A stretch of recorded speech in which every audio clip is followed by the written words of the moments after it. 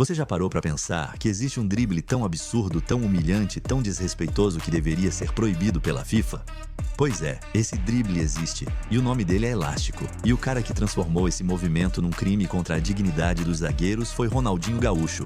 Cara, quando Ronaldinho fazia o elástico, não era só um drible, era uma declaração de guerra. Era ele olhando pro adversário e dizendo: "Você não tem a menor chance contra mim". Fica até o final desse vídeo que você vai entender porque o elástico de Ronaldinho não era apenas um lance de futebol, era arte, era violência psicológica, era o motivo de muito zagueiro pendurar as chuteiras mais cedo. Se você gosta desse tipo de conteúdo, apoie o canal deixando seu like, comentando abaixo e se inscrevendo. Tem muito mais história do futebol chegando para você. Antes de a gente mergulhar fundo na história do elástico, precisa entender uma coisa: Ronaldinho Gaúcho não inventou esse drible. O elástico já existia antes dele, já tinha sido usado por outros craques brasileiros, já tinha aparecido em peladas e até em alguns jogos oficiais.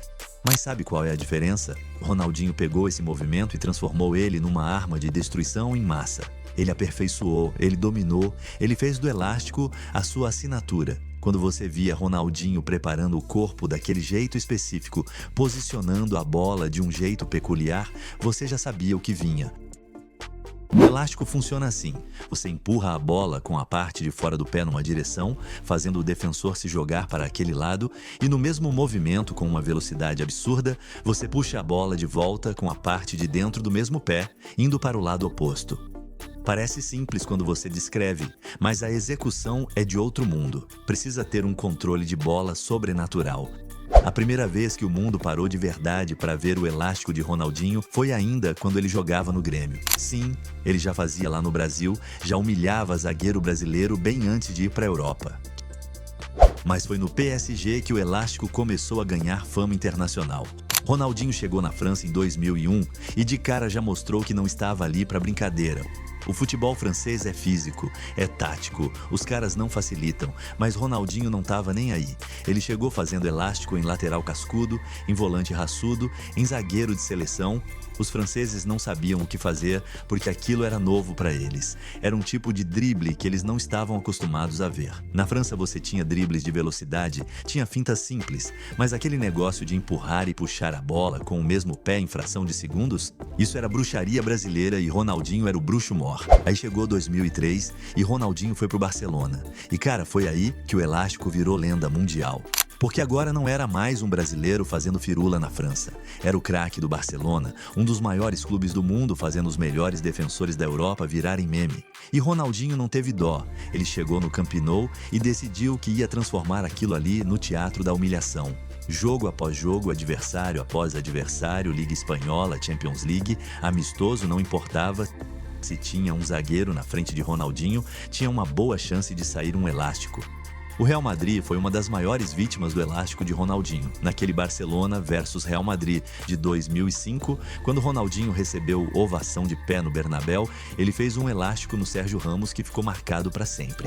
Ramos foi para um lado, a bola foi para o outro e Ronaldinho passou por ele como se ele nem estivesse ali. A torcida do Real Madrid, que deveria estar xingando, ficou em silêncio por uns 3 segundos e depois explodiu em aplausos. Isso é reconhecer grandeza, é aceitar que você está vendo algo que transcende rivalidade.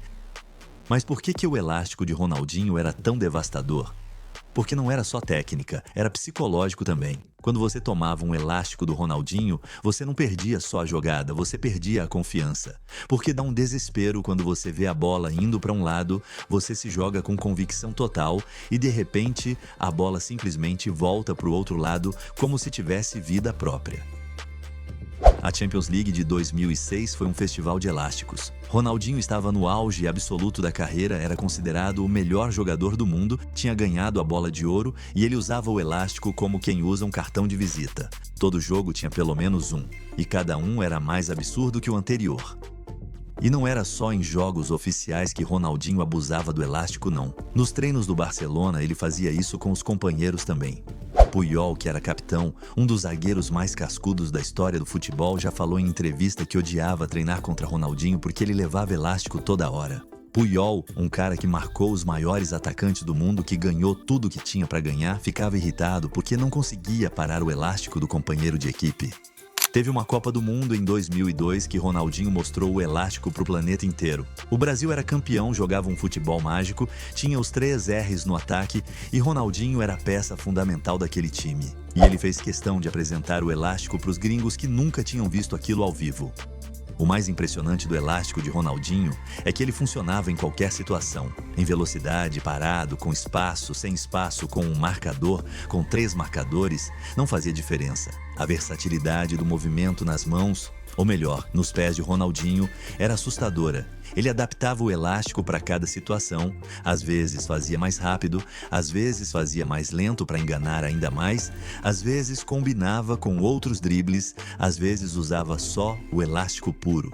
Era como se ele tivesse 50 versões diferentes do mesmo drible e escolhia qual usar de acordo com o que o jogo pedia. E aí vem a pergunta: por que outros jogadores não fazem o elástico igual Ronaldinho fazia? Cara, não é por falta de tentar. Vários jogadores tentaram copiar, tentaram fazer igual, mas nunca ficava do mesmo jeito.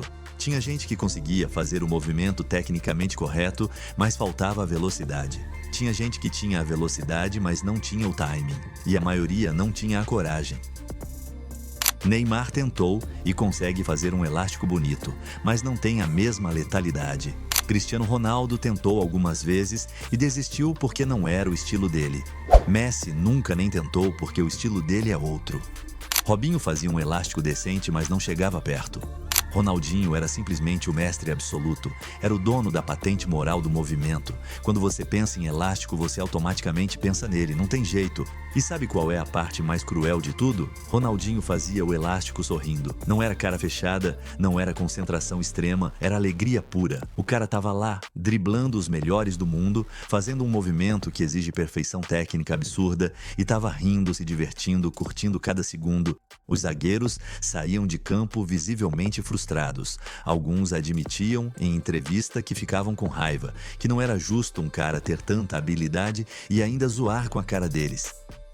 Ronaldinho criou uma geração inteira de jogadores que tentam fazer o elástico, que treinam esse movimento horas a fio, que sonham em fazer igual ele fazia. Poucos conseguem porque é difícil demais, mas o legado tá aí, vivo, sendo replicado em campos de várzea no Brasil inteiro e no mundo todo.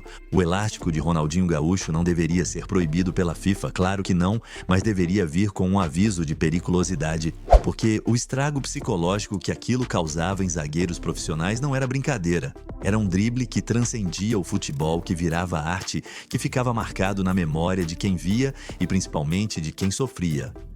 Ronaldinho pegou um movimento simples, dominou como ninguém e transformou ele numa das maiores armas ofensivas da história do futebol. E cara, que saudade de ver aquele baixinho sorridente fazendo o impossível parecer fácil. O elástico morreu com a aposentadoria de Ronaldinho porque ninguém mais faz igual, ninguém mais tem aquela magia e provavelmente ninguém nunca mais vai ter.